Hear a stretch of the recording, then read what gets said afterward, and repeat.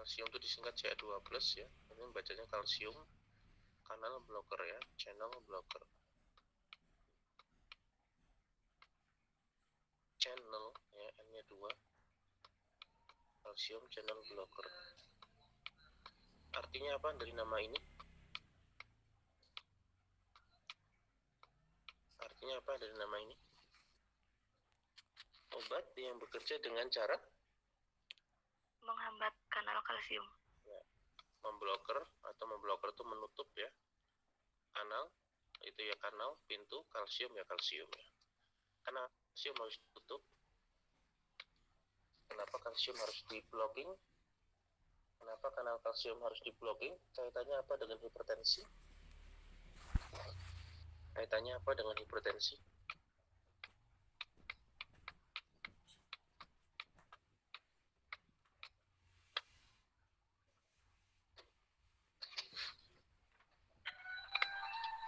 Ya, ini saya gambar pembuluh darah.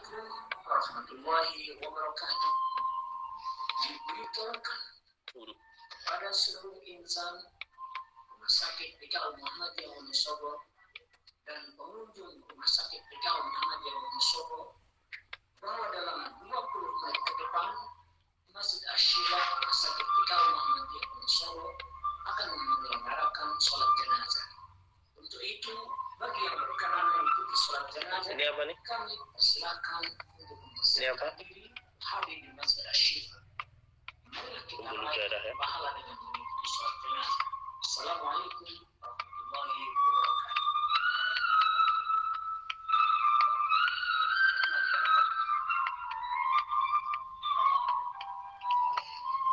Ya, ingat kalau kita belajar tentang hipertensi ada teori selang ya. Saya sudah bicarakan untuk mempermudah kita memahami.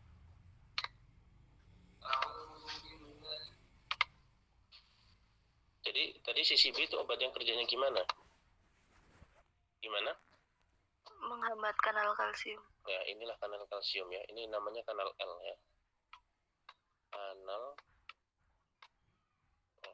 L dari kalsium ya.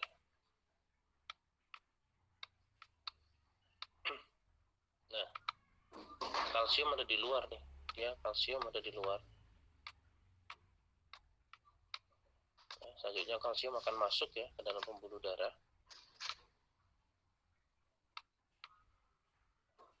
Kalau kalsium masuk ke dalam pembuluh darah, maka kalsium akan banyak enggak di dalam darah? Banyak. Kan banyak kan? Ya, kan banyak kan kalsium di sini ya. Nah, kalau kalsium itu banyak di dalam pembuluh darah, efeknya apa? Efeknya pembuluh darah akan mengalami vasokonstriksi. Vasokonstriksi itu dia pembuluh darahnya menyempit ya. Pembuluh darahnya menyempit. Ya. Yang tadinya segini tadi, ya kan, dia mengalami vasokonstriksi. Jadi akan menyempit. Kalian bayangkan selang. Kalau kalian hidupkan kerannya, airnya, terus ada selang, ya, terus selangnya itu kalian pencet, kalian sempitkan, dia dipencet, apa yang terjadi dengan tekanan airnya?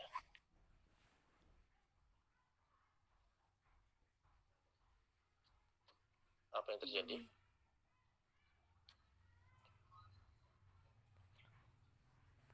Kalian pernah mainan keran sama selang nggak? Iya, Pak. Itu kalau kerannya dibuka kan airnya ngalir tuh, terus selangnya kalian pencet. Nah, disempitkan gitu, dipencet dikit, itu tekanan airnya gimana? Tinggi, Pak. Nah, tekanan airnya kan jadi kencang. Itu sama ya. Jadi kalau ini ya, jadi kalau dia kalsium itu masuk ke dalam pembuluh darah, terjadi vasokonstriksi, namanya ini vasokonstriksi ya. Artinya pembuluh darah yang tadinya lebar menjadi menyempit ya. Vasokonstriksi.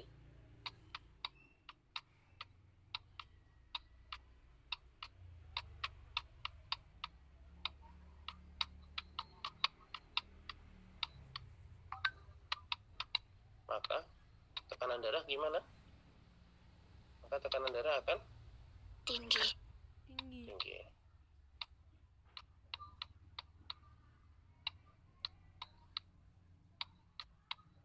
Paham ini ya? Paham nggak? Paham. Paham, Pak.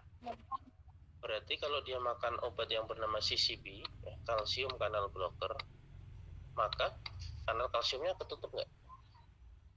Ketutup, Pak. Nah, jadi CCB itu akan memblok. Ya, dia akan memblok kanal kalsium ini. Kalau kanal kalsiumnya diblok, kalsium di luar bisa masuk nggak ke dalam darah? Enggak, Pak. Hah? Tidak bisa. Kalau dia tidak bisa masuk ke dalam pembuluh darah, bisa terjadi vasokonstriksi tidak? Tidak, Tidak. Pak. Tidak. Berarti yang terjadi sebaliknya, pembuluh darah akan Melebar. melebar atau dikenal dengan istilah apa? Vasodilatasi.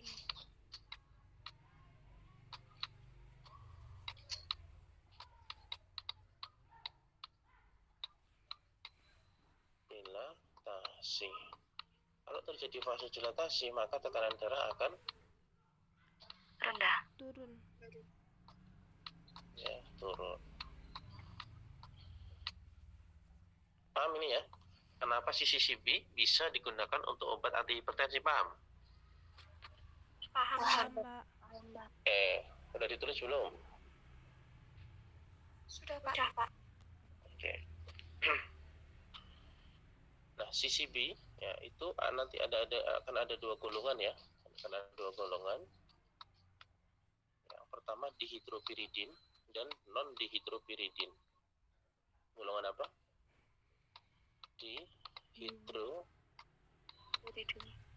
Dihidropiridin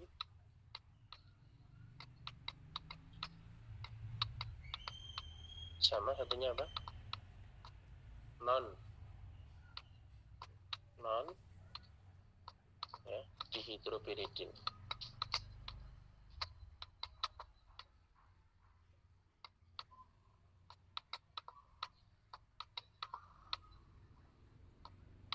Dihidropiridin sama non dihidropiridin. Kalau dihidropiridin apa contohnya? Ada Amlodipin. amlodipin. Apalagi yang pokoknya dipin belakangnya ya. Nifedipin.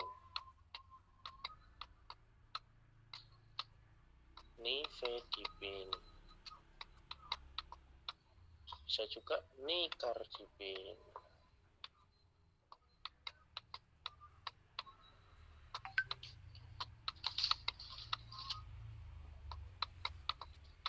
Dan seterusnya ya. Itu yang dipin itu yang golongan dihidropiridin. Ada yang golongan non dihidropiridin. Apa contohnya?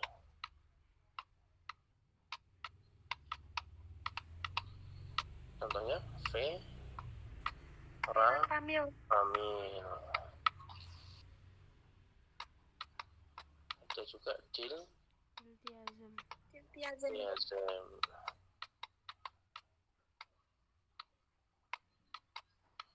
Yang non dihidropiridin. Bedanya apa yang dihidropiridin sama non dihidropiridin? Kalau yang dihidropiridin, dia akan bekerjanya pada pembuluh darah perifer. Ini ya, pembuluh darah perifer yang tadi kita bahas. Sehingga golongan dihidropiridin, amlodipin, nifedipin, dan lain-lain, karena dia bekerja pada pembuluh darah perifer, ya, maka dia lebih tepat digunakan pada kasus apa? Hipertensi. Ya. Sedangkan yang non dihidropiridin kerjanya pada apa? Dia kerjanya pada pembuluh darah di jantung.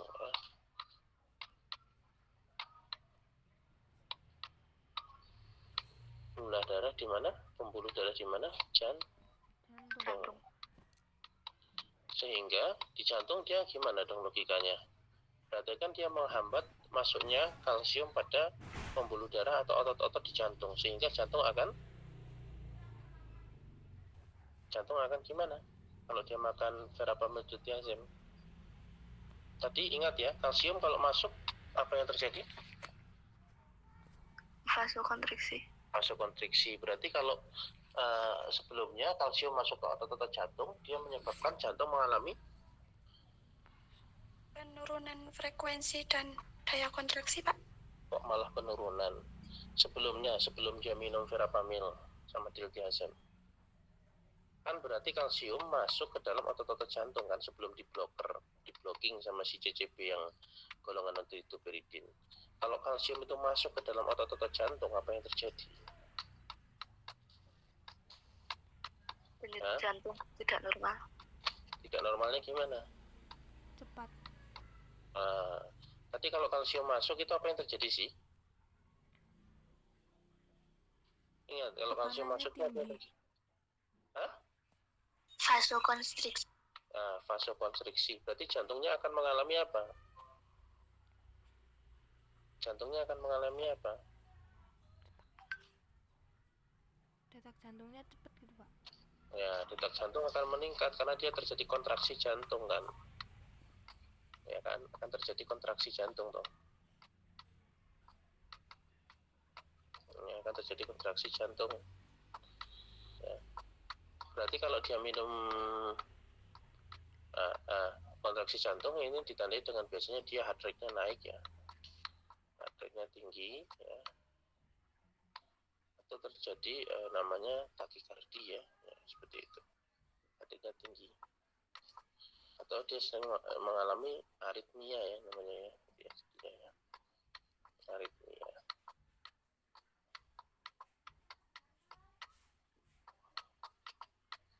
Atau takiaritmia. Paham ya? Kalau kalsiumnya masuk. Maka kalau dia makan sisipinan dihidropiridin, kalsium bisa masuk nggak ke otot-otot jantung? Enggak, Tidak. Pak. Tidak kan? Nah, kalau dia tidak bisa masuk ke otot-otot jantung, apa yang terjadi? Bisa terjadi vasokonstriksi nggak di jantungnya? Tidak, Pak. Berarti jantungnya akan seperti apa? Tekanannya Normal. jadi normal. Ya, denyutnya akan normal, dia tidak aritmia lagi. Maka CCB golongan non-dihidropiridin, ya seperti verapamil dan diltiazem, itu dipakainya bukan untuk hipertensi. Kenapa bukan untuk hipertensi? Karena kerjanya yang non-dihidropiridin di jantung. Kalau yang kerjanya di pembuluh darah, yang mana tadi? Dihidropiridin. Yang dihidropiridin. Makanya yang dihidropiridin digunakan untuk apa? Hipertensi. Hipertensi. Sedangkan yang non-dihidropiridin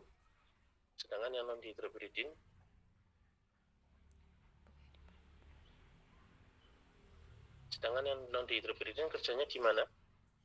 Jantung. Nah, karena dia kerjanya di jantung, maka menyebabkan jantung seperti apa? Ya, digunakan. Jadi, yang non-dihidropiridin digunakan untuk mengobati ini, aritmia. Ya. Makanya dia digunakan untuk obat anti aritmia. Paham ya?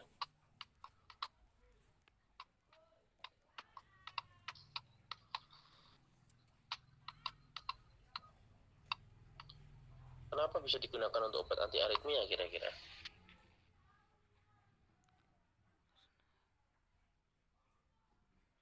Kenapa bisa digunakan untuk obat anti aritmia yang non-dihidropiridin?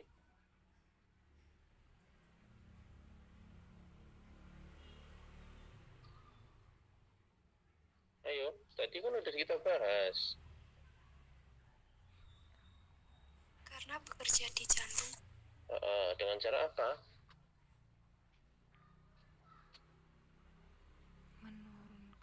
Dengan cara Menurunkan tekanan jantung. menghambat, dari namanya itu loh, kan berarti menghambat Kanal blok. ion kalsium masuk pada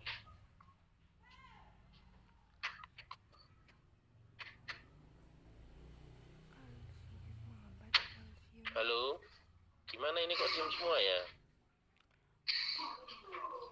Menghambat ion kalsium masuk ke jantung. Nah, sehingga apa yang terjadi?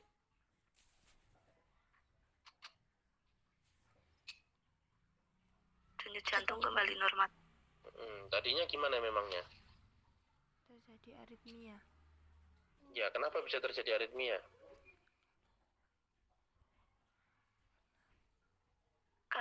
kalsium masuk ke pembuluh darah menyebabkan vasokonstriksi. Terus kenapa? Terus setelah terjadi vasokonstriksi, di mana vasokonstriksinya? Menyebabkan denyut jantung meningkat. Denyut jantung meningkat dikenal dengan nama apa?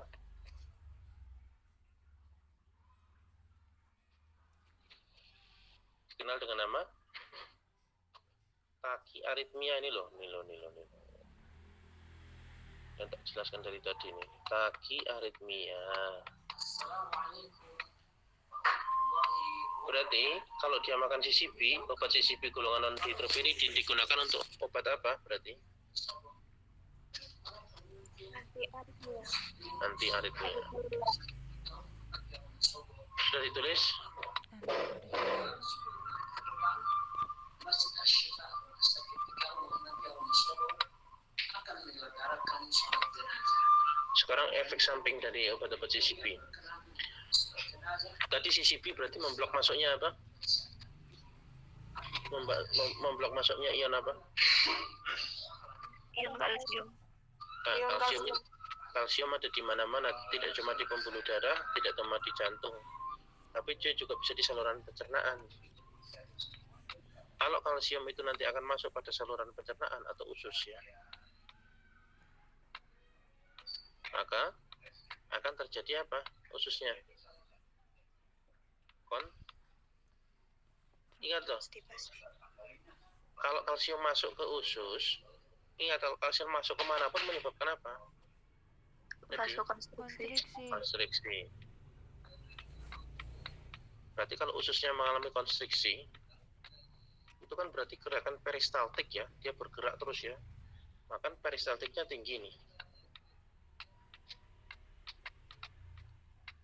Gerakan peristaltik usus.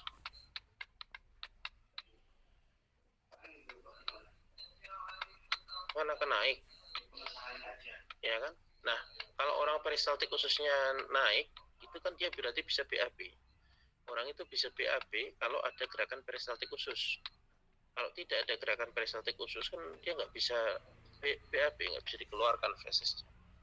Tadi kalau dia makan CCP, berarti kalsiumnya diapakan tadi kalau dia makan CCP? Dihambat. Jadi bisa masuk nggak dia ke usus? Tidak. Enggak. Terjadi kontraksi nggak ususnya? Tidak. Terjadi peristaltik nggak ususnya? Tidak. Bisa, pasiennya bisa BAB nggak? Tidak.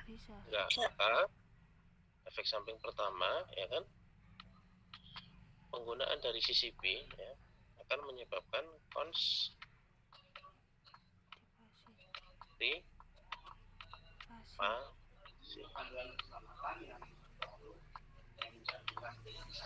Paham ini?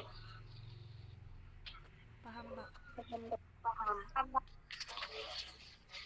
Oke, selanjutnya ya, tadi kita bicara masalah pembuluh darah ya. Jadi kalau makan CCP, kalsiumnya bisa dimasukkan ke dalam pembuluh darah nggak? Enggak, Pak. Maka pembuluh darah akan gimana kalau kalsium nggak bisa masuk? Kalau kalsium nggak bisa masuk, tadi pembuluh darah akan gimana? Vasodilatasi. Akan mengalami vasodilatasi ya, karena kalau tidak terjadi vasokonstriksi kan berarti mengalami vasodilatasi. Berarti pembuluh darah lebar atau sempit? Lebar. Lebar. Kalian lihat selang kalau pembuluh darahnya lebar atau selang itu kalau dilebarkan, maka darah itu bergeraknya cepat atau lambat? Lambat. Hah? Bergerak cepat itu kalau terjadi apa sih? Kalian selang ya, selang tuh. Coba lihat selang, kalau kalian buka kerannya terus kalian pencet, itu kencang, alirannya kencang apa lambat? Alirannya kencang apa lambat?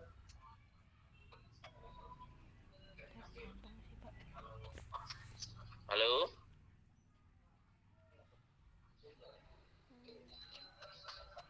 Selang itu cepat kalau dipencet. Berarti kalau dilepas pencetannya terjadi vasodilatasi, pergerakannya gimana?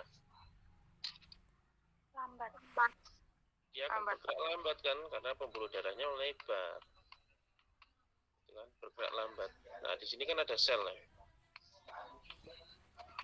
Ada sel-sel di dalam tubuh, maka kalau dia bergeraknya lambat, maka frekuensi atau waktu dia tinggal di dalam pembuluh darah lama atau cepat? Lama. Lama. Karena dia waktu durasi tinggal di dalam pembuluh darah ini lama, maka kan dia akan berpotensi untuk rembes ya, atau mengikuti permeabilitas di dalam pembuluh darah ini, rembes masuk ke dalam interstisial. Jadi cairannya pindah ke sini. Karena dia tertahan lama dalam pembuluh darah. Kok bisa tertahan lama dalam pembuluh darah? Ya karena vasodilatasi. Gitu ya. Nah, maka dia akan menyebabkan bengkak atau dikenal dengan edema. Edema perifer. Assalamualaikum warahmatullahi wabarakatuh. Diberitahukan kepada seluruh insan rumah sakit di Kaum Muhammad Musogo dan para pengunjung kaum muslimin muslimat rumah sakit di Kaum Muhammad Jadi edema perifer atau bengkak kaki ya. dalam Kakinya akan bengkak ini. masalah syifa rumah sakit di Kaum Muhammad Musogo akan menyelenggarakan sholat jenazah. Untuk itu, bagi yang berkenan mengikuti sholat jenazah, kami persilahkan untuk mempersiapkan diri hadir di majelis syifa. Oke, jadi efek samping yang kedua dari amlodipin apa? Edema Edema perifer. perifer.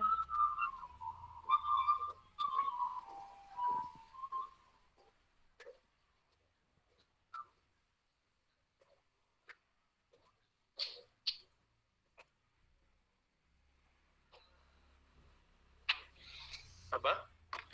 Edema perifer ya. Paling nggak ada dua ini yang kalian nanti akan sebutkan ya di dalam ujian. Oke, saya kira cukup itu ya. Siapa yang nggak hadir? Coba koordinator kelasnya hadir semua ya. Ya, pertemuan kelima ya.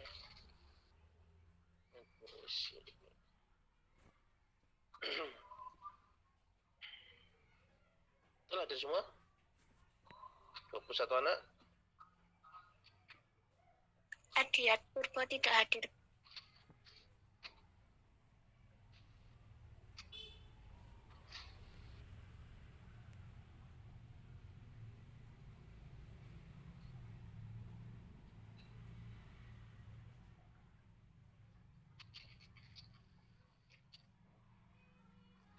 Farmakoterapi 1.